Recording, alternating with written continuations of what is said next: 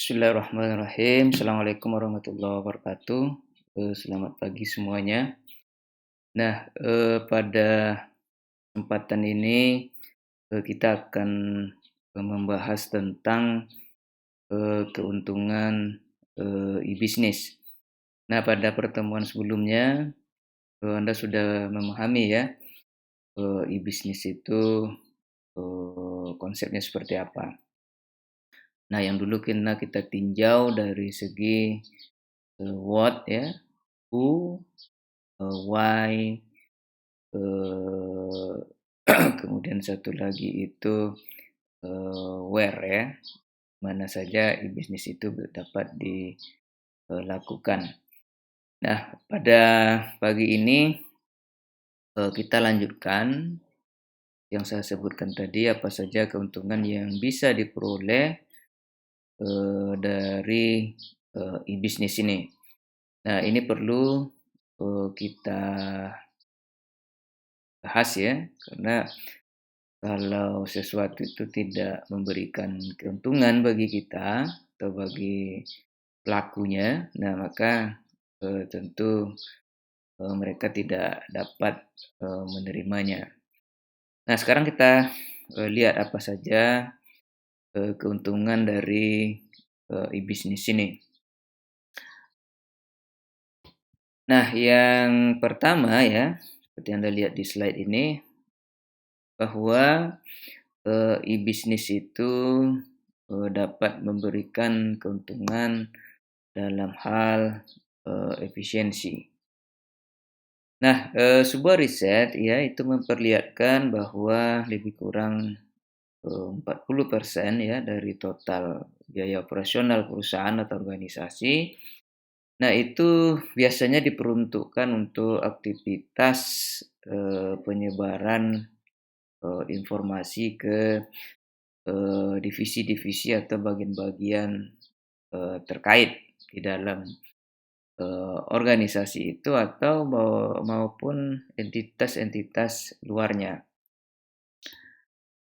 Nah, dengan adanya teknologi informasi ya, maka nanti, kita bisa lihat bahwa perusahaan tersebut, dapat, mengurangi, total biaya, operasionalnya.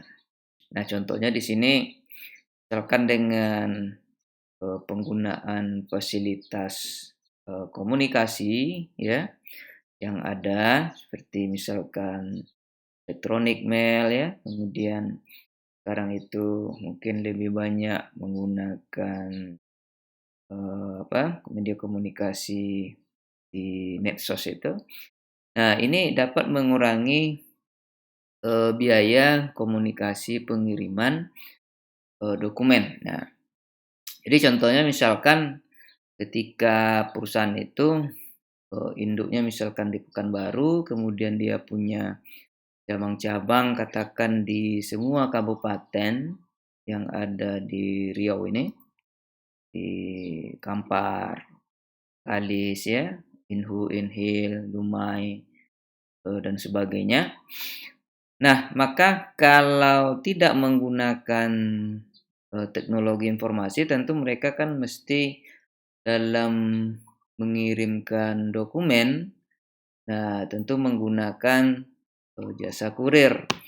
Bisa misalkan pegawainya harus ke sana mengantar ya, atau mungkin menggunakan, pos ya, atau tiki.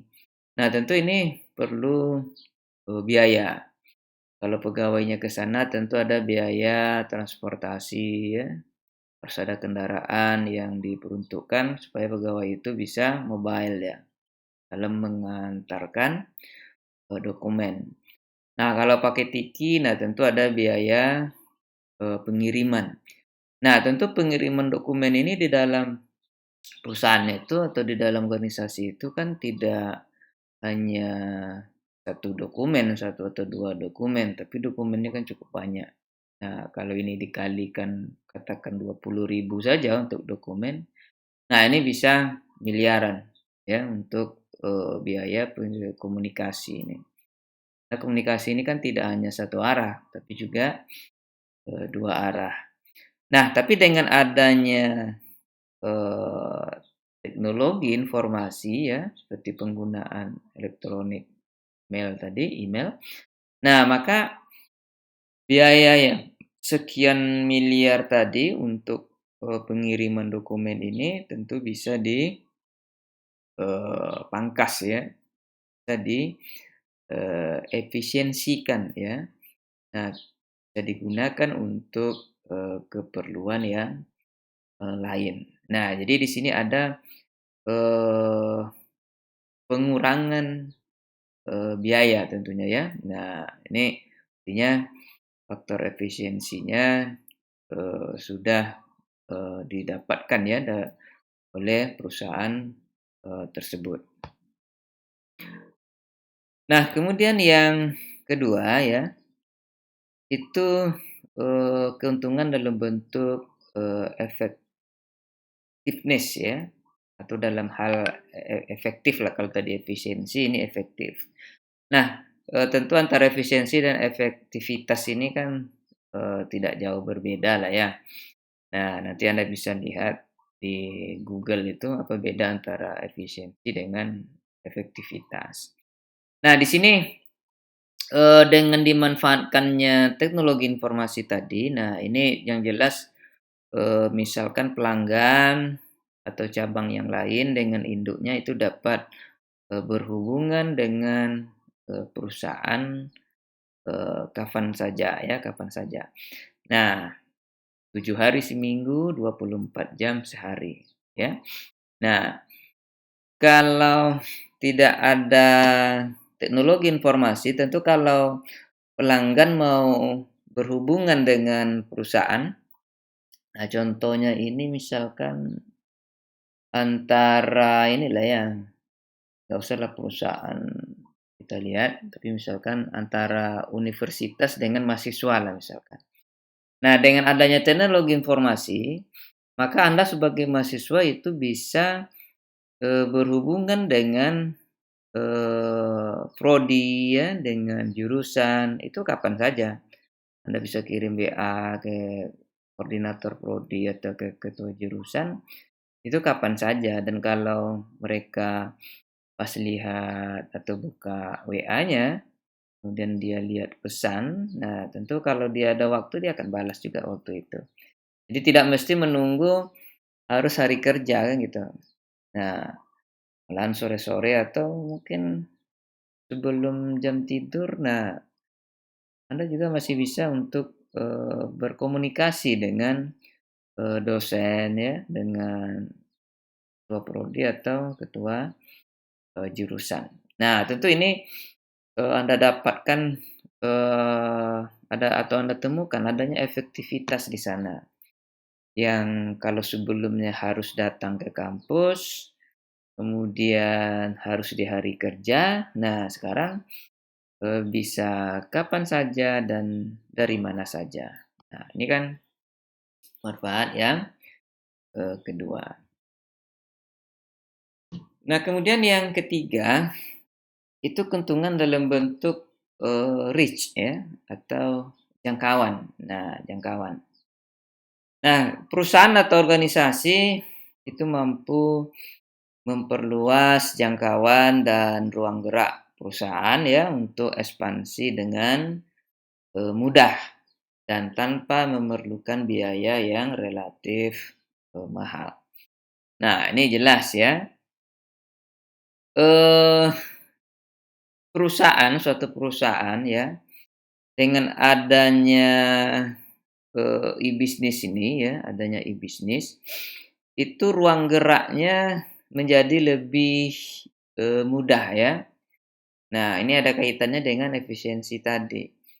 Nah, ketika perusahaan induk, dengan perusahaan cabang misalkan induknya tadi di Pekanbaru, cabangnya ada di, apa namanya tadi, di Indragiri Hilir misalkan, atau di Tembilahan ya. Nah, maka ketika perusahaan induk ini mau mengadakan, eee, meeting misalkan ya, atau pertemuan ya, pertemuan. Nah, maka Anda bisa lihat ya bahwa mereka tidak harus yang cabang ini datang ke perusahaan induknya, atau yang pegawai dari perusahaan induk harus pergi ke perusahaan cabangnya. Nah, tentu ini repot ya, harus tentukan hari, kemudian membuat harus apa namanya, menjaga stamina, apalagi ini jaraknya cukup jauh. Tapi dengan adanya e-bisnis ini, itu fasilitas-fasilitas seperti telekonferensi ya, itu bisa dimanfaatkan sehingga masing-masing pegawai cukup di tempat kerjanya masing-masing dan meeting itu bisa dilakukan. Nah, termasuk yang kita lakukan pada kesempatan ini ya, di mana Anda mengikuti kuliah itu tidak perlu datang ke kampus. Nah, karena situasi pandemi ini. Nah, tetapi masing-masing pihak Anda cukup di rumah misalkan atau di lokasi Anda, kemudian dosen itu bisa di tempatnya juga, tempatnya di rumahnya sendiri juga. Tapi, eee, perkuliahan tetap bisa dilakukan. Nah, Anda bayangkan, jadi jangkauan kita cukup cukup luas ini, tidak hanya di satu kelas di kampus ya, tapi Anda di rumah, saya juga di rumah. Jadi jangkauan dan ruang geraknya kita cukup cukup cukup mudah. Dan ini memungkinkan ya, inilah yang menjadi dasar bagi, universitas-universitas zaman sekarang ya, untuk, membuat kelas, jarak jauh itu, kelas online itu, ya. Seperti yang digunakan oleh universitas, terbuka itu, Open University. Nah, di mana mereka tidak perlu, menyediakan kampus di tempat itu ya, tidak perlu membangun kampus di tempat itu, tapi dia bisa, menerima mahasiswa dari lokasi itu. Nah, jadi bayangkan, jadi Anda bisa mengambil misalkan,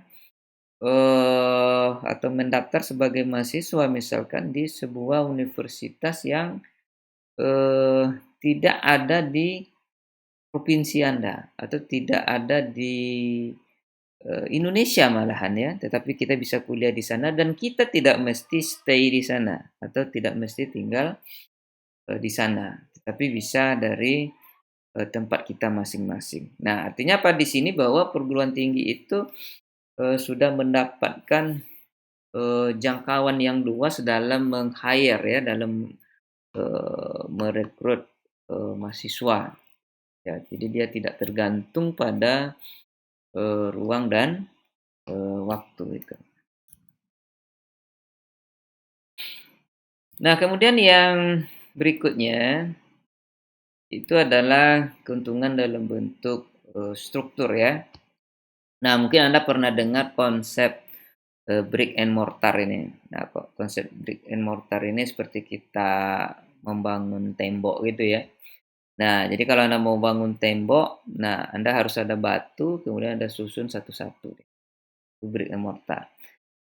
Nah, ini konsep lama. Nah, itu udah berkembang dengan adanya bisnis itu menjadi click and mortar. Cukup klik klik klik klik saja, nah itu terbangun temboknya juga. Nah, jadi, strukturnya itu, mengubah perilaku perusahaan dalam, pendekatan, bisnis. Nah, jadi kalau kita berbisnis tidak mesti kalau brick and mortar itu harus bangun lokasi tempat usaha kita dulu gitu, nggak perlu. Kita bisa langsung berbisnis ya, kita langsung berbisnis tanpa ada, bangunan, tanpa ada tempat lokasi usaha ya. Nah, tanpa harus mempersiapkan, seperti kita membangun, rumah, eee, ya, kemudian setelah semuanya selesai, tembok selesai, lantai selesai, atap selesai ya, nah kemudian baru kita masuk gitu. Itu konsep brick and mortar itu. Tapi sekarang enggak, itu berubah seolah-olah jadi click and mortar. Nah, pokoknya ada jaringan internet, ada komputer, nah Anda bisa buka usaha. Klik, tinggal klik klik klik saja. Nah, itu click and mortar. Jadi, itu sudah mengubah ya, perilaku atau paradigma, pelaku-pelaku bisnis itu dalam, menjalankan atau dalam, membentuk, bisnis baru, mereka. Nah, ini yang terkait dengan struktur. Nah, kemudian keuntungan berikutnya adalah opportunity ya, kesempatan. Nah, ini maksudnya adalah, terbukanya peluang yang lebar ya bagi pelaku bisnis untuk berinovasi, menciptakan, produk-produk atau, jasa-jasa baru ya, akibat ditemukannya teknologi, baru dari masa, ke masa. Jadi kesempatan itu menjadi terbuka lebar ya bagi siapapun dalam, berinovasi menciptakan produk-produk atau jasa-jasa, baru. Nah, dulu kita mungkin atau Anda, termasuk saya juga, itu tidak membayangkan ya, ketika, eee, misalkan Gojek atau Grab itu, hadir ya. Nah, kita bisa lihat bahwa mereka-mereka ini itu sebenarnya tidak punya armada, tidak punya sepeda motor, tidak punya mobil sebenarnya, dan tidak punya pegawai tetap mereka ini, ya. Jadi kendaraan driver-nya itu kan seperti volunteer aja, ya bagi, mereka. Mereka hanya sebagai media ya, perantara antara, konsumen dengan mereka-mereka yang punya, aset. Mereka-mereka yang punya sepeda motor dan mereka-mereka yang punya, mobil. Nah, jadi ini kesempatan yang dulu mungkin tidak terpikirkan oleh orang banyak ya, dan kalau kita baca perkembangannya, ini kan, eee, keuntungan yang didapatkan oleh bisnis-bisnis, seperti ini, itu cukup besar. Nah, kemudian contoh bisnis yang lain misalkan seperti, apa itu, ruang guru ya, dan sejenisnya. Nah, itu juga mereka dalam memberikan, semacam kursus atau privat ya, atau privat. Nah, itu, mereka bayangkan, mereka tidak punya guru sebenarnya. Mereka tidak punya, materi pembelajaran. Nah, tetapi mereka juga seperti konsep tadi, hanya sebagai perantara, hanya sebagai media antara, pelajarnya ya, siswanya itu dengan, guru-guru tadi. Nah, jadi guru-guru nanti, mereka bisa memberikan materi di sana ya, kemudian, siswa itu bisa mendaftar di sana, nanti mereka pertemukan di situ. Nah, jadi ini adalah, inovasi ya, bisnis ya, akibat adanya teknologi, informasi yang perkembangannya cukup, dahsyat itu. Nah, jadi ini, saya harapkan saya dan Anda semua, nah itu punya, eee, mindset ya, bagaimana dengan adanya teknologi informasi ini ya, yang perkembangannya cukup pesat ini, nah itu, bisa bagi kita semua untuk, menciptakan, inovasi, produk atau jasa baru ya, yang bisa kita berikan kepada, konsumen. Nah, sehingga apa, dengan adanya inovasi ini tentu, kita akan menjadi yang, terdepan. Nah, karena apa?